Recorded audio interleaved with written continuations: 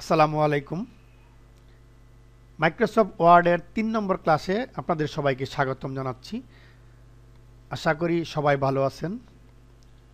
সেই সাথে পূর্বের দুটি ক্লাসের ভিডিও আশা করি দেখেছেন সবাই। আজকে আপনাদের জন্য এই ক্লাসে যা থাকছে তা হলো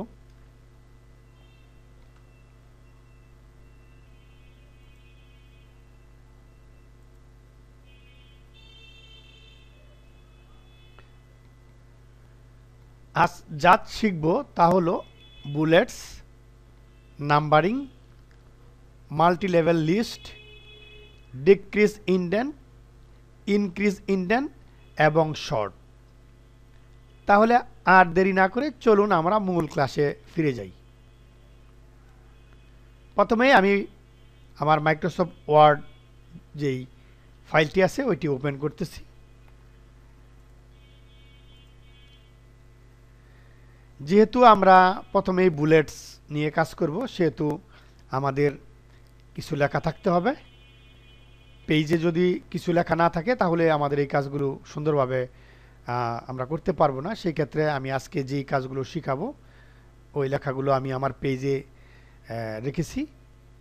তো চলুন আমরা প্রথমেই বুলেটসের কাজটি করি। প্রথমেই আমি দেখিয়ে দিচ্ছি আপনাদেরকে যে আমরা আজকে মাইক্রোসফট ওয়ার্ডের টুলবারের কোন কোন কাজগুলো করব এবং সেগুলো কোথায় আছে।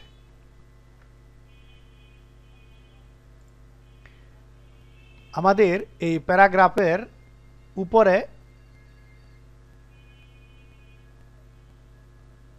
এই কাজগুলো আমরা শিখব। প্রথমে আমাদের এইখানে বুলেটস, তারপরে নাম্বারিং, এরপরে আছে মাল্টি লেভেল লিস্ট, তারপরে decrease indent, increase indent and short. তো এই কাজগুলো আমরা আজকে করব। তো চলুন আমরা কাজ শুরু করি। আমরা প্রথমেই যদি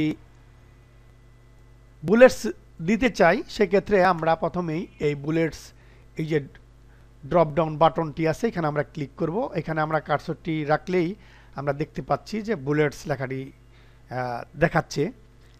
তো এখানে আমরা যখন এই ড্রপ ডাউনে ক্লিক করব তখন আমরা আরও অতিরিক্ত কিছু দেখব, যেগুলো আমরা রিসেন্ট ইউজ করছি অথবা বুলেটস লাইব্রেরি, আমাদের যেই বুলেটস আমরা ইউজ করতে পারবো সেগুলো আমাদের এখানে দেখাবে। তা আমরা ইচ্ছা করলে আমরা এখানে যে কোনো একটা বুলেটস আমরা সিলেক্ট করতে পারি, যেটা আমরা এখানে কার্সর নিচ্ছি, নিচে দেখাচ্ছে। তো আমরা প্রথমে এই বুলেটসটি নিলাম, নেওয়ার পরে আমি একটা কিছু লিখলাম।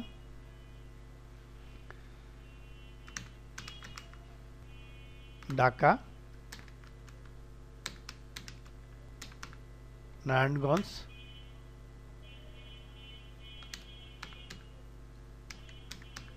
রূপগঞ্জ। আমি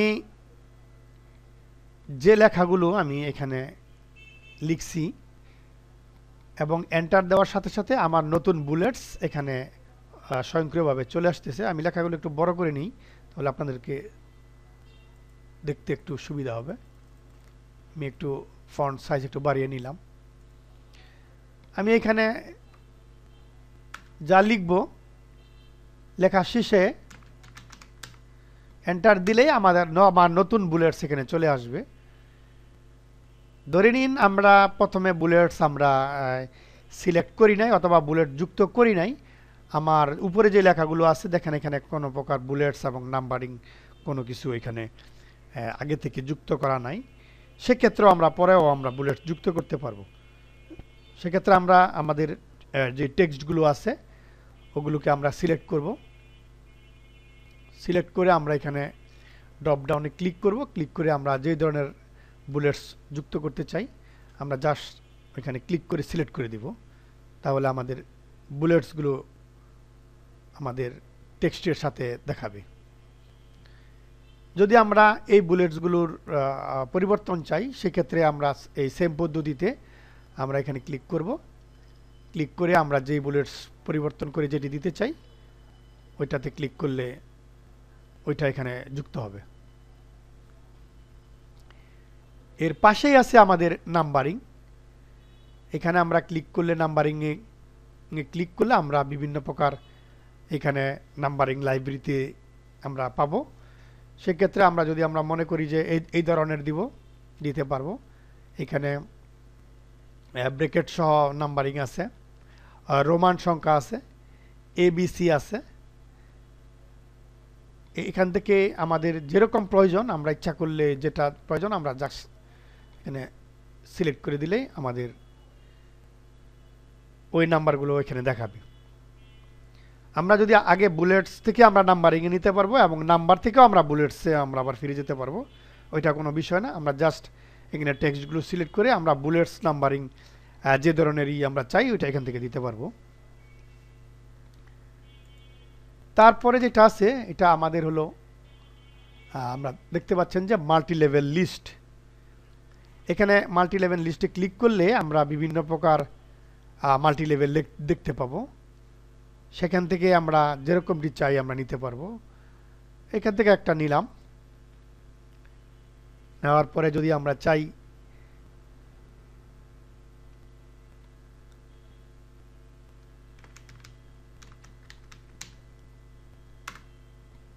আমরা যখনই আমরা লিখতেছি সেটা কিন্তু আমার চলে আসতেছে এই নাম্বারিং কিন্তু দিচ্ছি। তো আমি যদি এখানে মাল্টি লেভেল ইউজ করি সেক্ষেত্রে কিন্তু আমাকে পরে সিলেক্ট করতে হবে, আমাকে আগে প্রথমে লিখতে হবে আমি যেই ধরনের হেডলাইন আমি ইউজ করতে চাই ওই ধরনের হেডলাইন আমরা আগে দিব। দেওয়ার পর আমরা মাল্টি লেভেল থেকে যেই ধরনের মাল্টি লেভেল চাই ওইটা আমরা নিতে পারবো। অনেক সময় দেখা যায় একের এক আবার একের এক এই ধরনের জিনিস থাকে। হ্যাঁ, এখানে আপনারা দেখতে পাচ্ছেন যে যেখানে আমরা 1 এবং 1.1 আমি এখানে কিছু লিখলাম, এই যে 1.2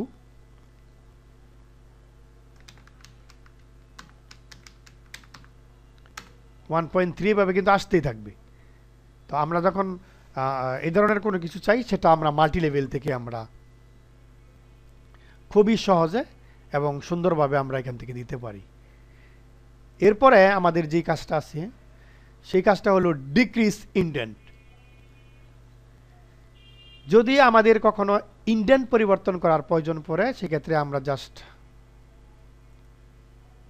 সিলেক্ট করব প্রথমে টেক্সটগুলো।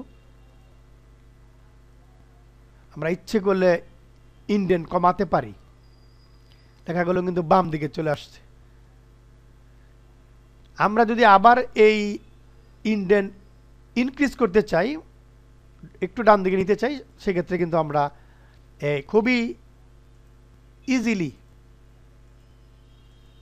আমরা কিন্তু নিতে পারতেছি। তবে এইখানে যে আমরা যে মনোগ্রামটা দেখতেছি এখানে কিন্তু আমরা বুঝতেছি যে আমাদের ইনক্রিজ আর ডিক্রিজে এই ইনডেন্টগুলা কোন দিকে বাড়বে কমবে আমরা কিন্তু এখান থেকে খুবই সহজে আমরা শনাক্ত করতে পারতেছি।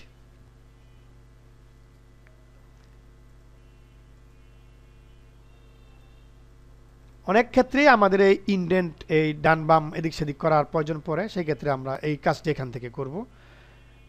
আমরা যদি ডিক্রিজ করতে চাই তাহলে আমরা এই বাম পাশেরটা করব, এবং আর যদি ইনক্রিজ করতে চাই ডান দিকে নিতে চাই তাহলে আমরা এই ডান পাশের ইনক্রিজ ইনডেন্টে আমরা ক্লিক করে এই কাজটি করতে পারবো। তারপরে সেটি হলো আমাদের শর্ট। তো আমরা যদি শর্ট করতে চাই সেক্ষেত্রে আমাকে কিছু টেক্সট আমার থাকতে হবে। সেক্ষেত্রে আমি ছোট্ট একটা টেবিল তৈরি করে নেই, তাহলে আমার কাজটি দেখাতে খুবই সহজ হবে। একটা টেবিল তৈরি করি। টেবিল তৈরি করার জন্য আমি প্রথমেই ইনসার্টে গেলাম, ইনসার্টে যাইয়া টেবিল তৈরি করলাম।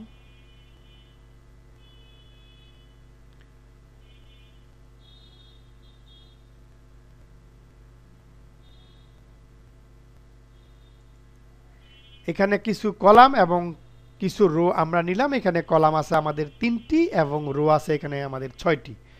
আমি প্রথমেই রোল লিখলাম, নেম লিখলাম, অ্যাড্রেস লিখলাম। প্রথমে রোল নম্বর 1 লিখলাম, তারপরে 5 লিখলাম, তারপরে 3 লিখলাম, তারপরে 4 লিখলাম, তারপরে 2 লিখলাম। আমি একটু বিশৃঙ্খলভাবে এই জিনিসগুলো লিখলাম।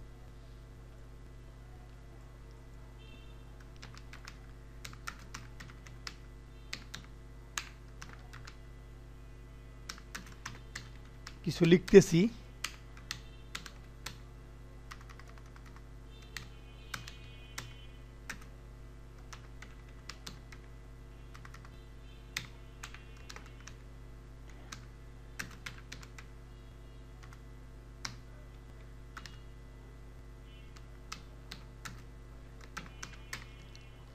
এখানে কিছু ঠিকানা দেই, আসলে একটা পরিপূর্ণ টেবিল হলে আমাদের কাজটি করতেও ভালো লাগবে, বুঝতেও সুবিধা হবে।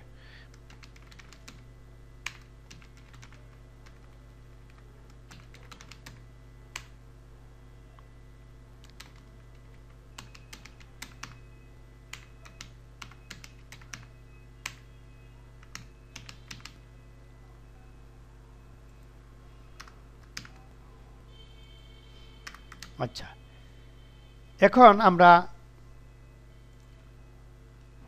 শর্ট দিয়ে আসলে আমরা কি করব।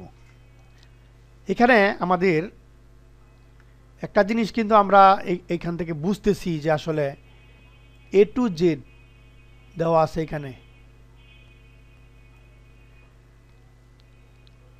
বুঝাচ্ছে, নিচে ডাউন বুঝাচ্ছে। আমরা এই মনোগ্রামটা দেখেও আমরা কিছুটা আইডিয়া করতে পারতেছি যে আসলে শর্টটা আসলে কীরকম হতে পারে। তো আমরা এখানে আমরা ক্লিক করব, ক্লিক করে আমরা শর্টে ক্লিক করব। শর্টে ক্লিক করে এখানে আমাদের রোল নাম্বার আছে। আমি যেহেতু এখানে রোল নম্বর অনুসারে আমি সাজাবো, সেহেতু আমরা আমাদের রোল নম্বর এখানে লেখাই দেখাবে। এখানে যদি আমি অন্য কোথাও যদি আমি এখানে ক্লিক করি, কার্সর রাখি, তাও কিন্তু রোল নম্বর দেখাচ্ছি। তো এখানে রোল নম্বর অনুসারে আমি সাজাবো এবং এখানে অ্যাসেন্ডিং আছে এবং ডিসেন্ডিং আছে। আপনারা দেখতে পাচ্ছেন যে অ্যাসেন্ডিং যদি দেই তবে সেটা এক থেকে ছোট থেকে বড় ক্রম অনুসারে আমরা সাজাতে পারবো। আর যদি আমরা ডিসেন্ডিং দেই সেক্ষেত্রে বড় থেকে ছোট আমরা সাজাতে পারবো। এখানে এই দুটো অপশন আমাদের সিলেক্ট করতে হবে, যে কোনো একটি। তো এখানে আপনারা দেখতে পাচ্ছেন 1 5 3 4 2 আছে। তো আমি অ্যাসেন্ডিং দিয়ে আমি এখানে রেডিও বাটন সিলেক্ট করলাম এবং ওকে ক্লিক করব।